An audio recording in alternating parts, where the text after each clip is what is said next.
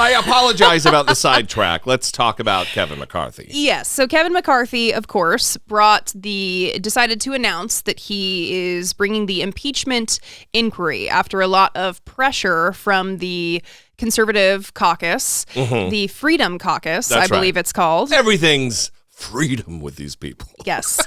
And he decided to unilaterally bring the impeachment inquiry, which is controversial because, if you had asked Kevin McCarthy in 2019 how he felt about a Speaker of the House, I don't know, just any Speaker of the House, we'll say Nancy Pelosi in this case, bringing a impeachment inquiry unilaterally, I think he was against it.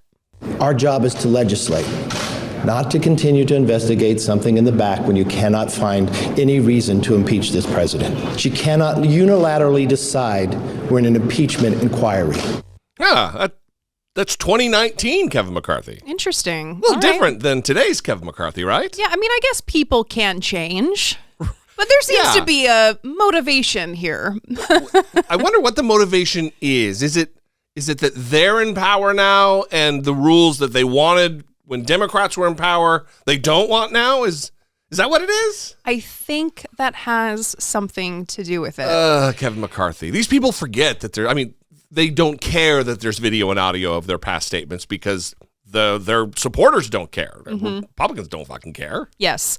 Well, one person that we do love on this show is the CNN reporter Manu Raju. Absolutely. And for people who will say CNN is not great, and I agree with you in certain ways, but Manu Raju is great. On the whole, it's not great, but they do have standout reporters and anchors even who do phenomenal work. Yeah, so we are Manu stans on this show, and that's what the kids say these days. Is that what they say? Yeah. They say that they're Manu stans? That's exactly what they say. Yeah, He's very popular with the kids. So he had the opportunity to press Kevin McCarthy on the issue of changing his tune on the impeachment inquiry. Hey, sir, look. But you told Breitbart 12 days ago that you have a vote, so what changed? You know what's interesting to me? You were a reporter for CNN, correct? Yes. I just laid out to you a lot of allegations based upon the American public. I'm just asking about your words. Why did you change your words? Okay, well, let me answer your question because I've answered it every single day, and you could answer me every single day. Nancy Pelosi changed the president of this House. But this doesn't preclude from a... Nancy Pelosi changed the president of this House on September 24th. It was withheld and good enough for every single Democrat here. It was good enough for the judge. Why would it have to be different today? What we've learned in the last couple weeks, wouldn't you want to know the answer to? Your whole job is reporting. You now have an accusation that the president took a bribe. You do know from your own reporting, from your own station, that they were selling a brand. You do know from your own reporting from CNN that the president went to and did conference calls, that the president went to lunches and dinners, just the dinners, and Hunter got a new Porsche. He got 3 points. But that's my question to you. Why don't you ask the other questions? Why don't you want to ask? No, you never changed your position. I never changed my position. You don't. 12 days ago. You know what's interesting to me? So you don't care about any of the answers. You were very interested in the whole process. Yes, I answered your question. Kevin McCarthy is phenomenally bad at this. I mean, that is the worst deflection I've ever seen when it's just, well, what about the questions you're not asking?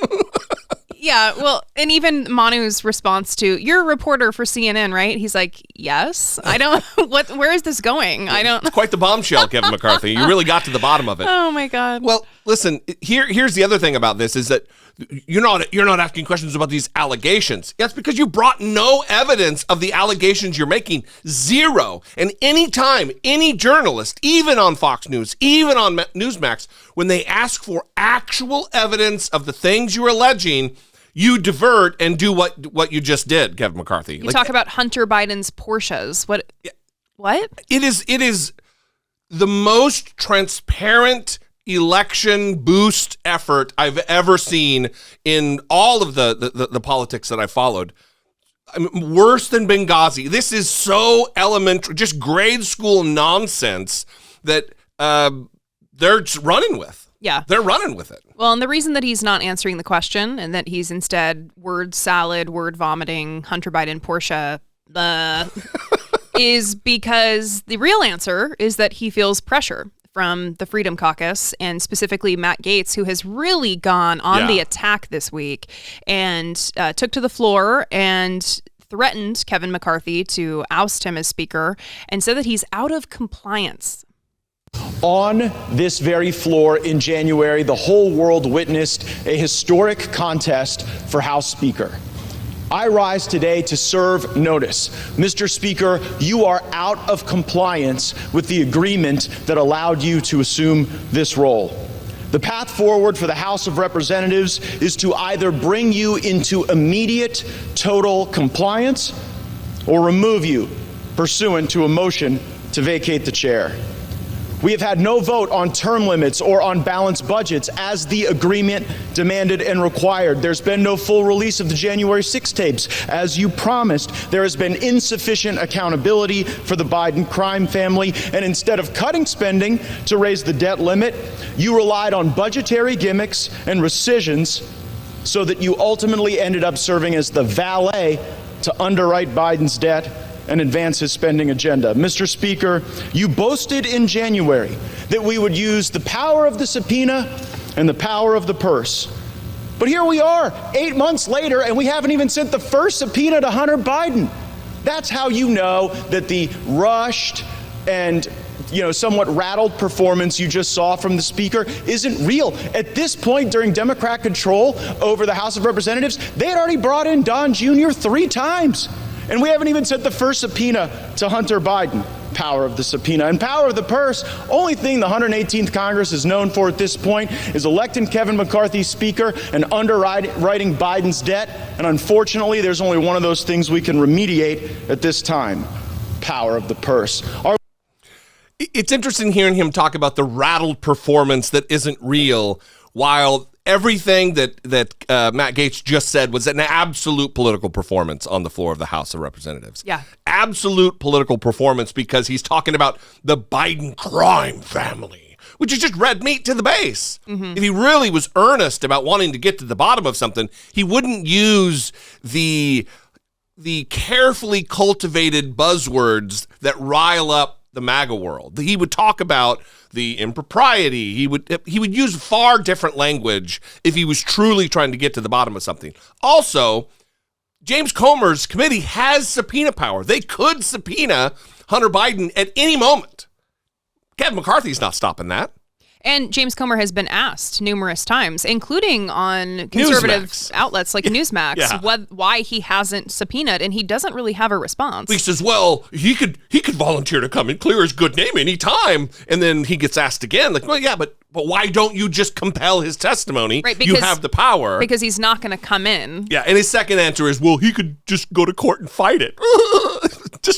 So you don't even...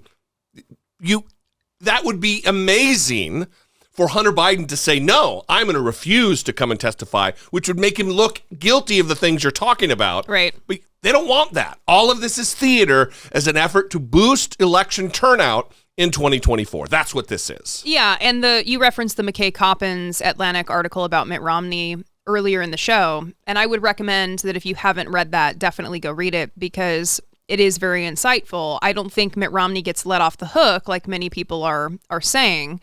But in it, he does say that most people in his party don't really believe in the Constitution. Yeah. That most people behind the scenes would tell him they agree with how he speaks about Donald Trump. They agree about Donald Trump.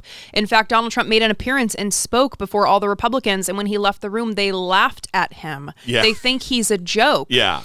But they would tell Mitt Romney, I'm so jealous of your constituency that you have the ability to speak out against Trump and not get in trouble electorally. Because that's the number one thing they're worried about, is whether or not they're going to get reelected. Yeah, that's right. Power for power's sake. What you're saying about Matt Gaetz and this being a performance is absolutely true, especially when you read that article from Mitt Romney, who's on the inside, who still isn't dropping names about these people that feel the same way about Donald Trump. I mean, Mitch McConnell, he gives several examples. Of course, Mitch McConnell doesn't remember any of those conversations. Right. Well, he will drop the names in his forthcoming book that's yet to be announced. Great. Mark my words on that. Mark my words on that. Mitt Romney most certainly is going to write a book, and in that book, he will name names. And it will come out the day after Trump's inauguration? Is that what's... Something like that. Perfect. It'll be perfectly timed, certainly. Good. So Kevin McCarthy has responded to Matt Gaetz, and I do think that he actually did a good job here. And he took a swipe at Gaetz and said Gaetz was working with Democrats.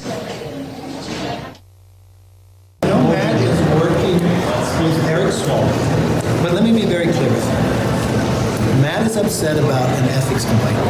I don't care what they threaten against me. I am not going to interject into an independent committee like ethics, and I'm not going to put Swalwell back on the Intel committee. So they can do whatever they want. So the audio is a little fuzzy because he's in the Capitol. Yeah, he's in the hallway. And what he's saying there is that Matt is concerned about the ethics complaint. So he's being a little surreptitious, but he's saying that he's concerned about the House Ethics Committee investigating Matt Gaetz for the allegations that he engaged in sexual misconduct, illicit drug use, and other misconduct. Yeah. One thing that I would say is I wish instead of saying Matt Gaetz is worried about the ethics complaint, that they would say Matt Gaetz is worried about the sexual misconduct and illicit drug use and other misconduct complaints against him. Yeah. He should really be specific in this language. It's such high school drama, high stakes high school drama though here, because it goes from Kevin McCarthy to Matt Gaetz to Kevin McCarthy back to Matt Gaetz, and then Matt Gaetz, of course, is last word guy. So he got his word in too. It's interesting to see you go to this point with the speaker. He seems to be implying that you are not doing these things for the reasons you say, but that you were requesting, or perhaps through other people requesting, some special handling or treatment in the ethics complaint. You're saying that's a lie tonight. That is an abject lie from a sad and pathetic man who lies to hold on to power. He lied to get power in January when he made this agreement, and he's lying now about the basis for breach. And you know what? Eventually, the lying has to come to an end, and the votes are going to start on a motion to vacate. I certainly hope that instead of that path, the Speaker comes into compliance on term limits, balanced budgets, and single-subject spending bills. And guess what? If that happens, there will be no motion to vacate, which would totally cut against his argument that this is somehow about an ethics matter of like the lies of yesteryear. So I think you made a good point that a lot of this... What? I know. Good job. A lot of this is... Wait, I'm not done. A lot of this is kind of like high school drama, and it feels like we're just kind of feeding into the drama. But it is high stakes, though. Yeah, the point is that Republicans are failing at basic governance right now. Yeah. Like, this is very basic. We're facing a government shutdown again in days, and a lot of people are going to be harmed by that if that happens. I mean, they're talking about removing Kevin McCarthy as Speaker of the House, which would just plunge the House of Representatives and the agenda of the country into chaos, not having a Speaker of the House. I mean, business can't be conducted. Yeah. It's just absolute disrespect for the American people, for people in need. It is on par, standard operating procedure for Republicans to disregard for their own power and sake. It's hilarious when he says he lies to hold on to power. So says Matt Gaetz. Come on, man.